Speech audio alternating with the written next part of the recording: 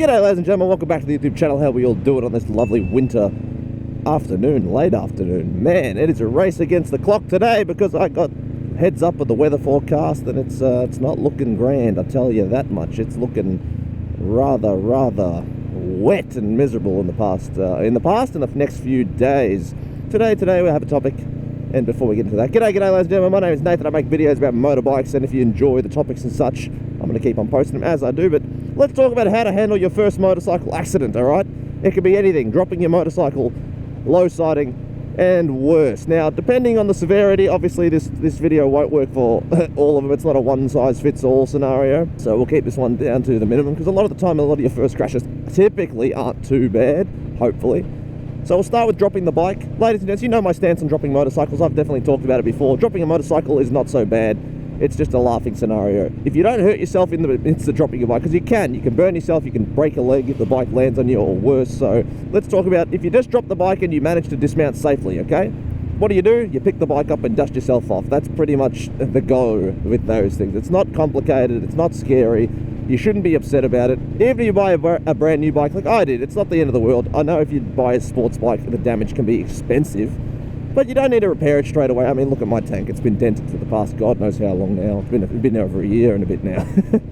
But you know what? It's not the end of the world. If you drop your bike, you just get a few scratches and dings. You might crack the clutch lever. In fact, I actually really liked how my clutch lever felt when I cracked it the first time, but I did replace it because OCD. But you know what? You damage the bike a little bit, you scratch the bike a bit, life goes on, man. You get up, you smile, you laugh about it, and you have a funny story to tell your mates, okay? Damaging a motorcycle is fine, as long as you're okay, it's not the end of the world. Okay, so, we've done that one, we've talked about it enough, so let's gloss past that one. Let's talk about low siding. Now, I've low sided myself. If you wear gear, it's not the end of the world. If you don't wear gear, boy, I guess what? You learnt a lesson that day, didn't you? Now, I low-sided around a hairpin going about 50 kilometers an hour, alright? I fell off the bike. I basically bounced up onto my feet. It wasn't the end of the world. I felt pretty good after that one. What do?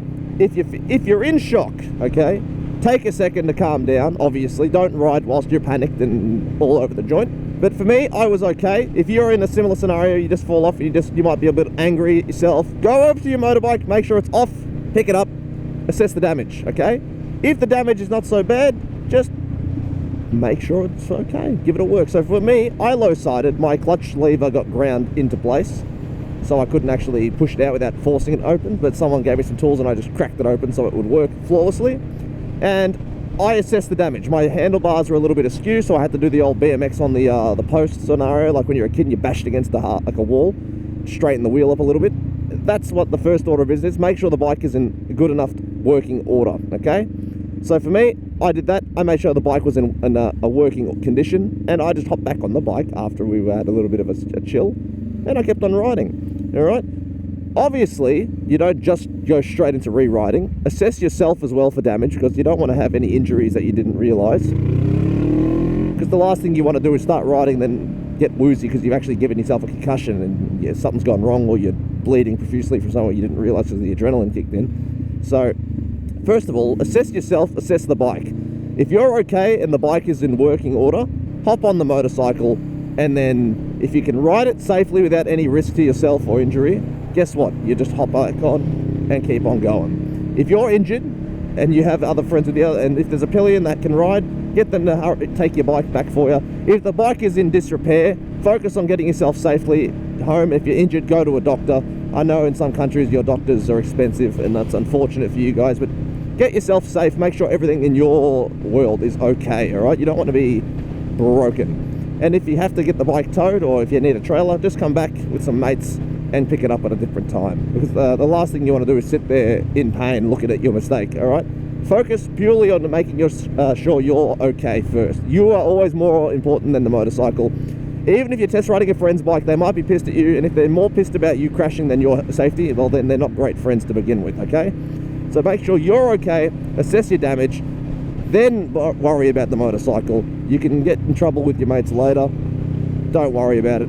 They should care more about your life and value than the motorcycle's damage, okay? That's just it's basic, all right? Basic stuff. If they do care more about the materials than their boy or girl, well, I have bad news to you about your friend. Like that video of the guy who had the H2 and he rode his mate's one, he crashed it. I'm sure we've all seen that one. He was crying, he was so upset, but guess what? His mate goes, "Come down. I care more about you. The bike is just a bike," okay? And that's exactly how you should handle an accident. So, that's low siding. If you wheelie and crash, there's a few different sort of outcomes for that one. If you're doing a slow speed wheelie, you just fall off the back. Usually, it's just pick up the bike, make sure it's not busted, and go on your way, because you might have a few scratches on your back, and typically you're fine. If you do a bigger wheelie and you crash into a car, look, you got a few more issues to worry about. Insurance is one of them. Don't ride with no insurance. Don't be that guy. Because if you hit someone else, oh, it's going to be a bad day for everybody involved, and they're going to be a lot less forgiving to you. If you speed and crash, unfortunately, that just means that the injuries are going to be significantly worse for you, not them. If you crash at a high speed, unfortunately, you might not walk out of it again. You might never walk again. You might slur your words. You might do an eternal sleep. So careful with the high speeds, man. You don't want to end up giving yourself a permanent injury or worse. So as I say to everyone in my comments, I don't have sympathy for bikers who crash in scenarios like where I am now. If you're in a public area and you're speeding and you crash, I don't have any sympathy for you. If you're out in the middle of nowhere and you're doing the stuff there, I'll feel worse for you, because at least you've gone out of your way to do something. But be careful, don't go out in the middle of nowhere on your own and just speed, because the last thing you want to do is have an accident where there's no one around that can help you. Because I can assure you, if you're out in the middle of the sticks doing stupid stuff and you have an accident by yourself, it's going to be a long time till someone comes and finds you, especially if you go down a cliff or something. In that case, it's basically game over for the time being, man. So be smart about these things, and just take care of yourself, you know what I mean? I don't want anything bad happening to any of my dear sweet children. Now, if someone rear ends you, it depends on how bad the crash is. Typically, your bike's not going to feel great after that one. If it's not too damaged, you might notice the geometry's a little off. And if it gets completely destroyed, you have every right to be angry. But still control yourself, because if you start breaking their car, well, there goes all your aid. Now, they will still fix yours, but you're also going to potentially get fined or in trouble. So I know it's difficult, but try and keep your emotions in check if you do get rear-ended. I know Huey got rear-ended, sent me a lovely Snapchat. He goes, "It's a good day for a ride, ladies and gents." And then another one a few minutes later goes, "I guess not," because he got rear-ended on the freeway entrance. So just be careful, and always make sure you're looking behind you. Ooh, there's another biker over there. Happy days. Biker nod, baby. We love to see it. And of course I come here when the traffic's all coming, because why wouldn't I? It's my favourite thing to do. Oh, we can sneak in here though. Ooh.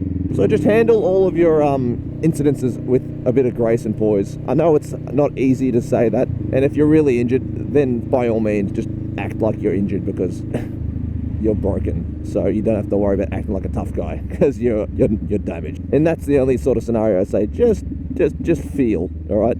Realize what's happened, get yourself composed, and if you're really damaged and broken, well then I'm sorry, there's nothing really else that you can do. Just handle it like an accident. You're in pain, yell from the pain. Oh man. Now I know there's like a whole bunch of other accidents. If you high side, now this one's a little bit different. High siding is when you low side, then grip, and then flick violently over the other side of the bike. It sort of whips you off, and unfortunately that one is one of the more painful ways to crash, because typically it ends with you getting yeeted into oblivion. That's when you see a lot of bikers break their arms, collarbones, or ribs or something. So try and avoid a high side if you can. I know it's not always avoidable, but it can happen, and if it does happen, it's a shit time. There's no way else to say it. You're going to be in pain, your bike's going to be damaged, and in that case, just assess yourself, make sure you're okay. Now, if you have a first aid kit on you, I do recommend, if you do a lot of dangerous riding, to always bring a first aid kit with you. Assess yourself for any cuts. Bruises are going to come up in time, all right? You can't really just get a bruise instantly. I know you can, but it's still going to take a second before it starts really kicking in. But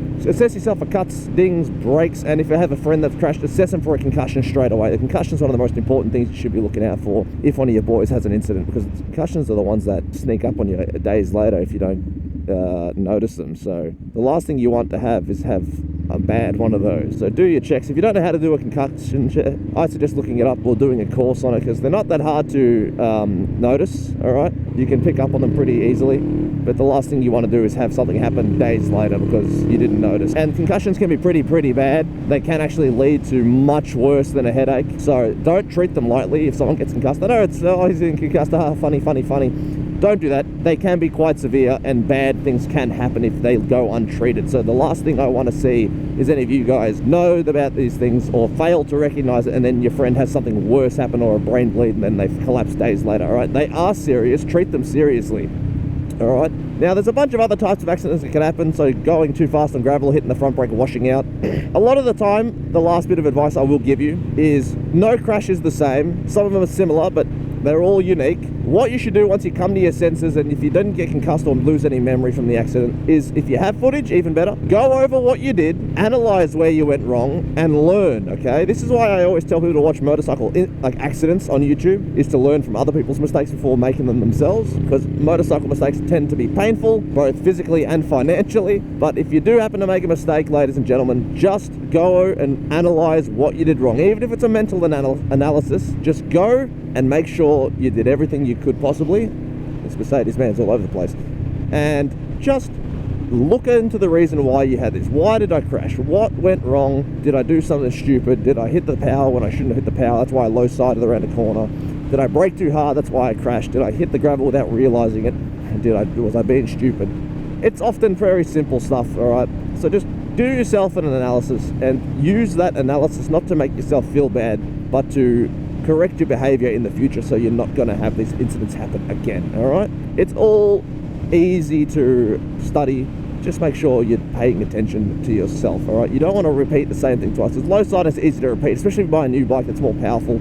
Low siding can happen. Crashing during a wheelie, well, that's your own fault for doing the wheelies. I'm sorry to say that to you, but your visibility goes down when you do wheelies. Your control goes down drastically when doing wheelies. It's up to you to do them. I'm not going to tell you not to, but just be careful. You know, these things do have consequences, and if they do happen to bite you, just sit down and analyze where you went wrong, man. It's that simple. So after you heal up, depending on how bad your accident is, just focus on doing all stuff like that. All right? I don't want to see any of you guys going into worse ways because you're just not learning. You're not bothering to analyze what happened, and you're just like, well, this happened because I was stupid. And you go, well, yeah, that's exactly why that happened. So, ladies and gentlemen, that is all I have time for today. I do hope you enjoyed today's video. So please take into account what I said, ride safely, analyze what you did wrong, take it easy, keep it cheesy, and as always, you know I love you, but it's time to leave you. I forget this is not a way to go. I'm gonna have to go back and do yoo-wee. That's all right. Watch out for those puddles. But have a good one. Analyze, be safe, and be well. Peace. Bye!